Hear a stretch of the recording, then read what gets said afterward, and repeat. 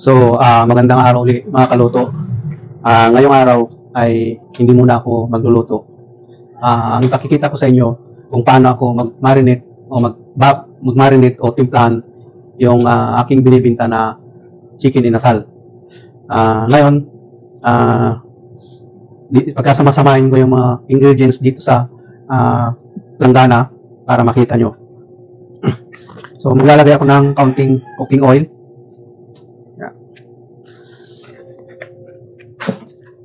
At isusunod ko yung 150 grams na sugar,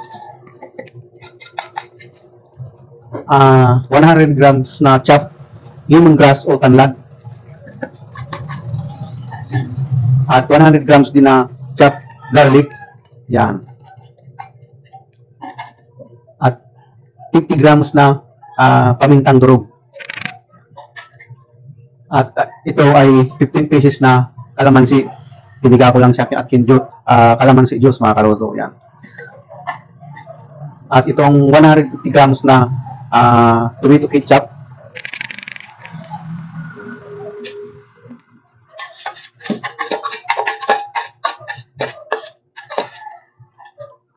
At itong 150 grams din na soy sauce. Yan mga kaluto.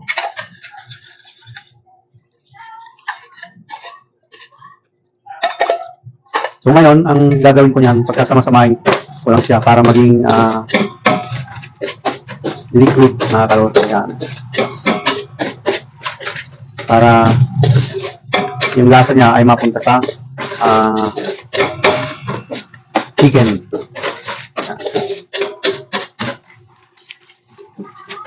So yan ang mga kaluto.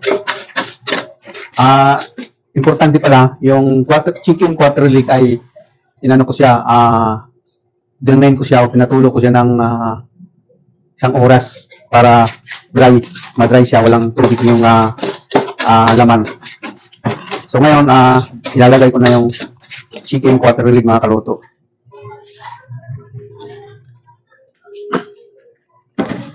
At ang ginawa ko rin dito, iniwaan ko siya, yan, kabilaan dito, yan, para pumasok talaga yung timpla natin sa kanya. Yan mga kaluto. So ito konti lang to, mga 35 piraso lang yata to mga kaluto. So ito, ang isang piraso nito ay 450 grams mga kaluto. Yan. So ilalagay ko na siya isa-isa. Yan. So makita niyo mga kaluto, dry na dry yung chicken natin. So talagang pag sinama ko yan dyan, ang i-absorb lang niya yung nilagay kong papalasa. Yan.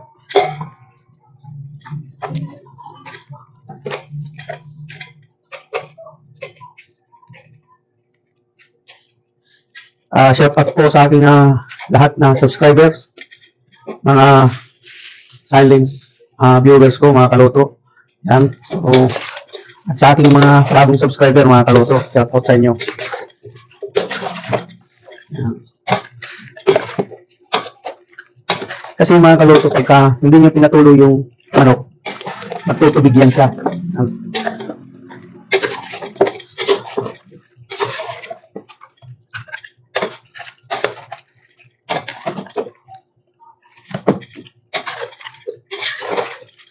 Yan mga kaluto.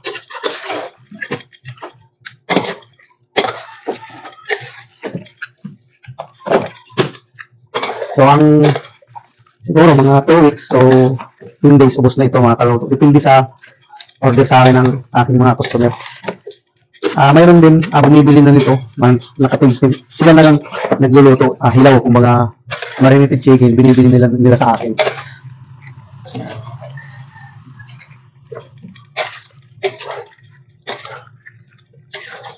At ngayon naman, sa ngayon, marami nang nabibiling pang barbecue, pang regular na. Kumbaga, isasama mo na lang sa bubuksan mo, tapos ihahalo mo siya, tapos na. Pero mas gusto ko yung ganito kasi less to sa mga kaluto, preservative, kasi walang preservative to eh. At saka healthy siya kasi may tanlad, may garlic. So makikita niyo mga kaluto, yan dry siya. Ang papasok lang talaga sa kanya yung nilagay yung pampalasa.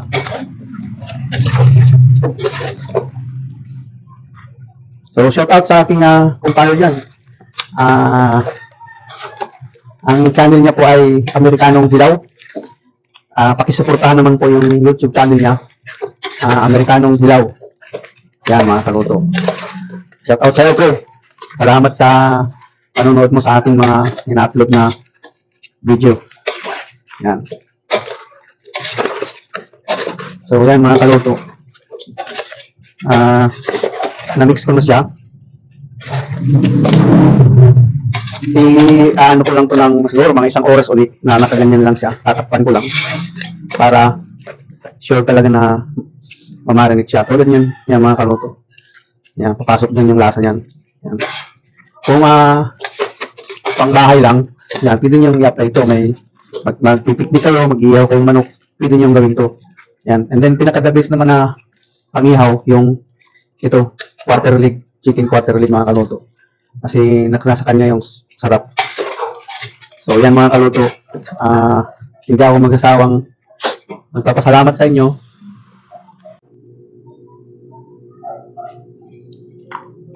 Yan. Minsan, mayroon pa kasi akong mga 15 pieces sa freezer. Kaya ito lang muna yung tinimplahan ko. Pang-back up mga kaluto. So yan lang muna ngayon mga kaluto. Maraming salamat. Sana tulungan nyo rin akong ma-monetize ang aking munting channel mga kaluto. Maraming salamat. God bless po.